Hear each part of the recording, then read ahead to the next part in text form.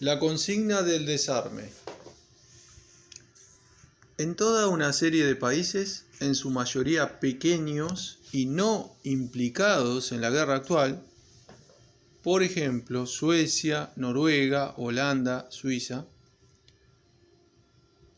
se han alzado voces en favor del reemplazo de la vieja reivindicación del programa mínimo socialdemócrata relativa a la milicia o a armas para el pueblo por una nueva reivindicación, la del desarme.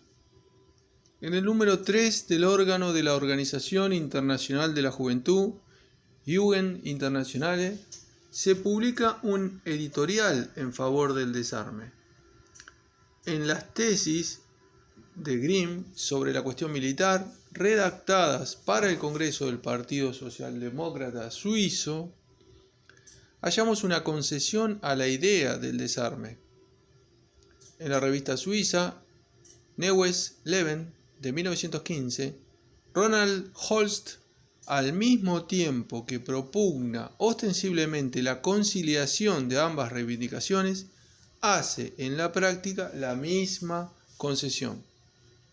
En el número 2 del órgano de la izquierda internacional, Borbote, el precursor, se publicó un artículo del marxista holandés Wynkoop en defensa de la vieja reivindicación de armas para el pueblo.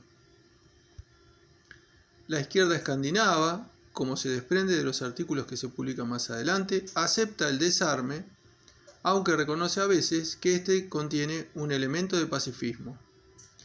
Examinemos más de cerca la posición de los defensores del desarme. 1.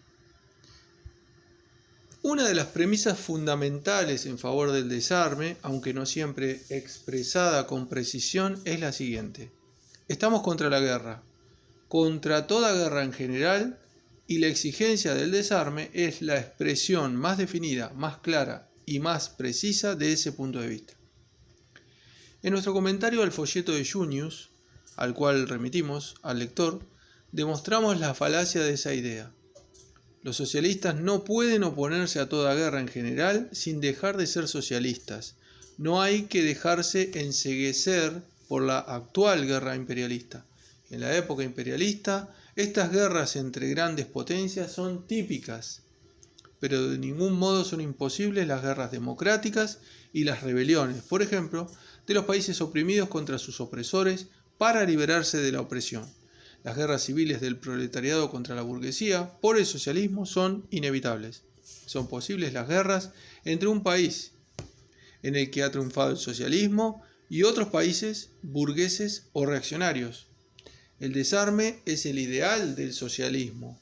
En la sociedad socialista no habrá guerras y por consiguiente se logrará el desarme. Pero quien quiera, espere que se logre el socialismo sin una revolución social y sin la dictadura del proletariado, no es socialista. La dictadura es el poder del Estado directamente basado en la violencia. Y en el siglo XX, como en general en la época de la civilización, la violencia no significa el puño o un palo, sino el ejército. Incluir el desarme en el programa equivale a hacer la declaración general: nos oponemos al empleo de las armas. Hay tan poco marxismo en esto como lo habría si dijéramos nos oponemos a la violencia. Obsérvese que la discusión internacional sobre dicha cuestión se ha llevado principalmente, si no exclusivamente, en alemán. Y en alemán se utilizan dos palabras cuya diferencia no es fácil traducir en ruso. Una, estrictamente hablando, significa desarme, y por ejemplo Kautsky y los kautsquianos la emplean en el sentido de reducción del armamento. La otra, estrictamente hablando, significa supresión del armamento y es utilizada de preferencia por la izquierda en el sentido de abolir el militarismo, abolir todo sistema militarista. En este artículo hablamos de la última reivindicación corriente entre algunos socialdemócratas revolucionarios. La apología que hacen los kautsquianos del desarme, dirigida a los gobiernos actuales de las grandes potencias imperialistas, es el más burdo oportunismo, es pacifismo burgués que en realidad, y a pesar de las buenas intenciones de los sentimentales cauquistas, sirve para distraer a los obreros de la lucha revolucionaria, pues semejante apología busca infundir a los obreros la idea de que los gobiernos burgueses contemporáneos de las potencias imperialistas no están ligados entre sí por miles de hilos del capital financiero y por decenas y centenares de tratados secretos similares, es decir, tratados de rapiña, de bandidaje, que preparan el camino para una guerra imperialista. 2. Los integrantes de una clase oprimida que no se esfuerzan por aprender a usar las armas, por adquirir armas, los integrantes de esa clase oprimida solo merecen ser tratados como esclavos. Nosotros, a no ser que nos hayamos transformado en pacifistas burgueses o en oportunistas, no podemos olvidar que vivimos en una sociedad de clases, de la que no hay ni puede haber otra salida que la lucha de clases y el derrocamiento del poder de la clase dominante. En toda sociedad de clases, ya sea basada en la esclavitud, en la servidumbre o como ahora en el trabajo asalariado, la clase opresora está siempre armada. No solo el ejército regular moderno, sino también la milicia moderna, incluso en las repúblicas burguesas más democráticas, como por ejemplo Suiza, representan a la burguesía armada contra el proletariado. Es esta una verdad tan elemental que apenas si es necesario detenerse en ella. Basta recordar que en todos los países capitalistas, sin excepción, se emplean tropas, incluyendo la milicia republicana democrática, contra los huelguistas. La burguesía armada contra el proletariado es uno de los hechos más importantes, fundamentales y principales de la sociedad capitalista moderna. Y ante semejante hecho se insta a los socialdemócratas revolucionarios a exigir el desarme.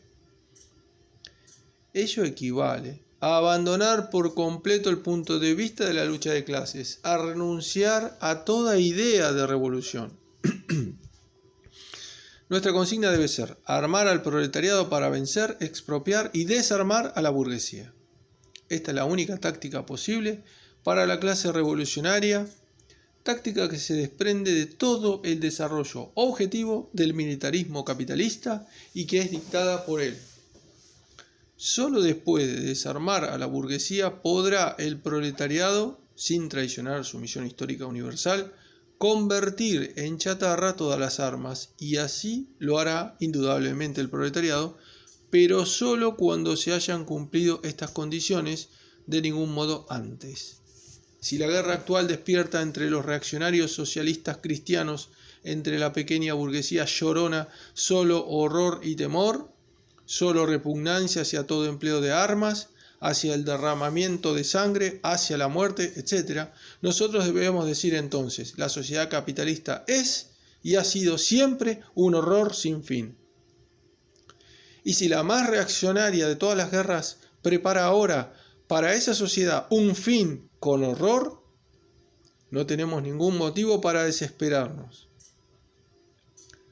Pero la exigencia del desarme, o más correctamente, la ilusión del desarme, no es objetivamente más que una expresión de desesperación en una época en que, como todos pueden ver, la misma burguesía prepara el camino para la única guerra legítima y revolucionaria, la guerra civil contra la burguesía imperialista. Algunos podrán decir, es una teoría al margen de la vida, pero nosotros les recordaremos dos hechos de carácter histórico universal: el papel de los trusts y el trabajo de las mujeres en las fábricas, por una parte, y la Comuna de París de 1871 y la insurrección de diciembre de 1905 en Rusia, por la otra. El propósito de la burguesía es promover trust, empujar a niños y mujeres a las fábricas, someterlos a la corrupción y al sufrimiento, condenarlos a la miseria. Nosotros no reclamamos semejante desarrollo, no lo apoyamos, luchamos contra él. Pero ¿cómo luchamos? Sabemos que los trusts y el empleo de las mujeres en la industria implican un progreso. No queremos regresar al sistema de artesanía, al capitalismo premonopolista, al penoso trabajo doméstico de la mujer. Adelante, a través de los trusts, etc., y más allá de ellos, hacia el socialismo.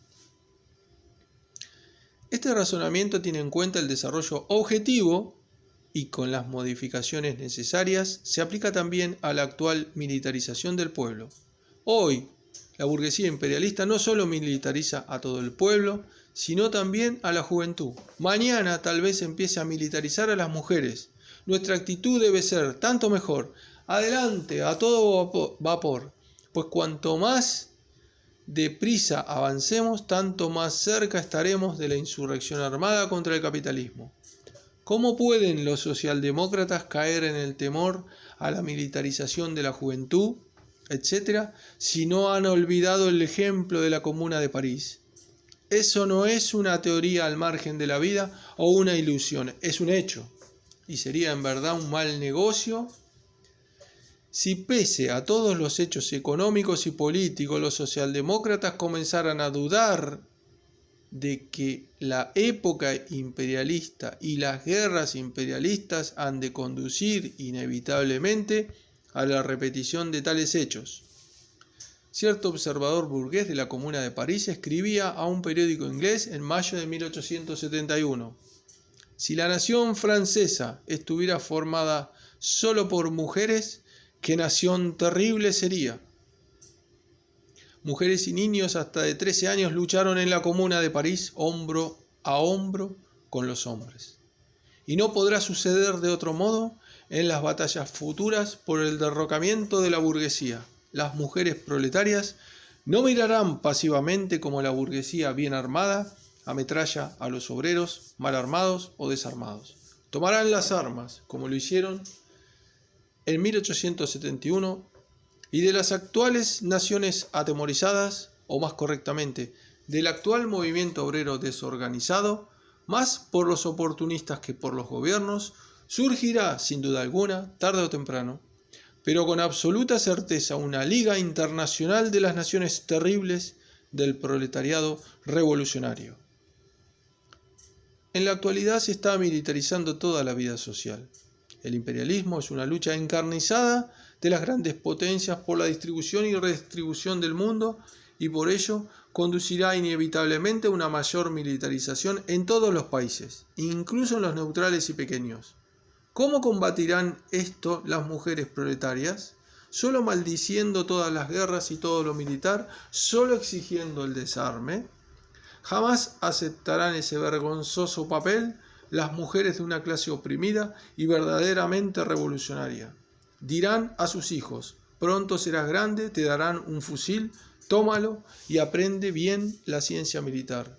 Los proletarios necesitan aprenderla no para disparar contra tus hermanos, los obreros de otros países, como sucede en la guerra actual y como te lo aconsejan los traidores al socialismo. Necesitan aprender esta ciencia para luchar contra la burguesía de su propio país, para poner fin a la explotación, a la miseria y a las guerras, y no con piadosos deseos, sino derrotando y desarmando a la burguesía. Si vamos a renunciar a esta propaganda, precisamente a esta propaganda con respecto a la guerra actual, entonces es mejor que dejemos de usar lindas palabras sobre la socialdemocracia revolucionaria internacional, la revolución socialista y la guerra contra la guerra.